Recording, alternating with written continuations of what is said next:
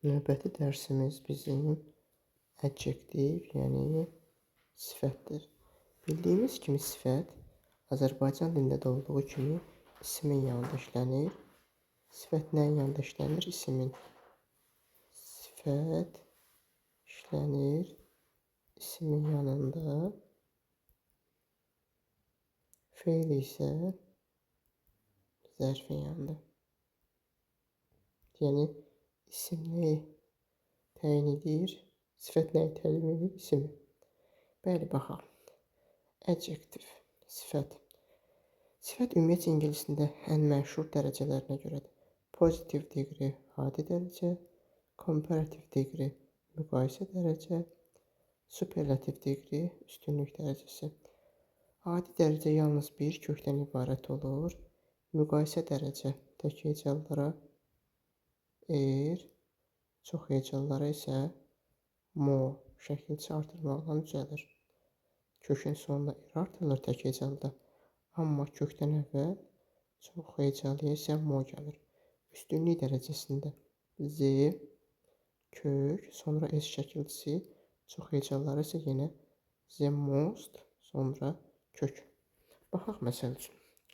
Big adi dərəcə, small adi dərəcə, beautiful adi dərəcə, handsome adi dərəcə. Müqayisə dərəcəsində bigger verdik. Səbəb?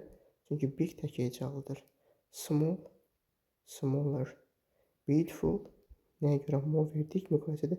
Çünki beautiful çox hecalıdır və qarşısında mo artırdıq. Handsome, mo handsome olacaq. Səbəb?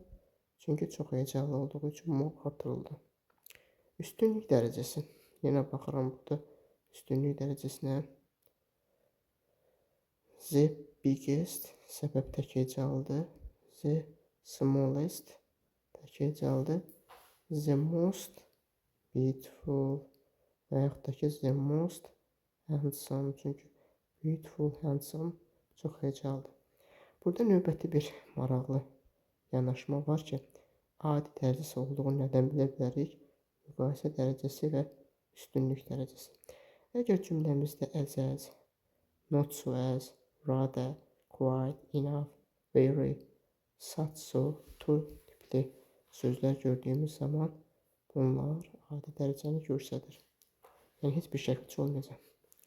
Müqayisə dərəcəsi olduğunu bilmək üçün əgər cümləmizdə than, much, a little, a lot, a bit, slightly, even varsa, bunlar müqayisə dərəcəni bildirir.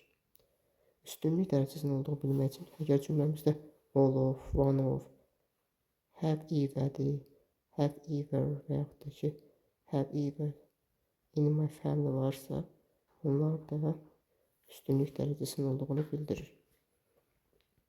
Növbəti baxaq.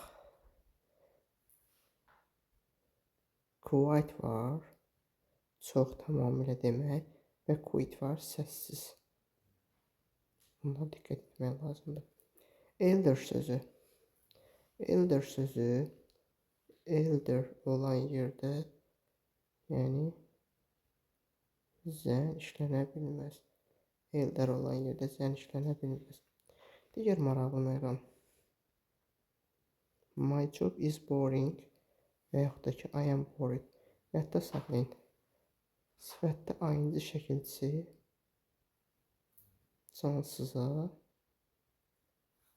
et şəkilçisi isə canlıya aid olur. Ümid edirəm video faydalı oldu. Hər hansı bir sualınız olarsa bildirə bilərsiniz.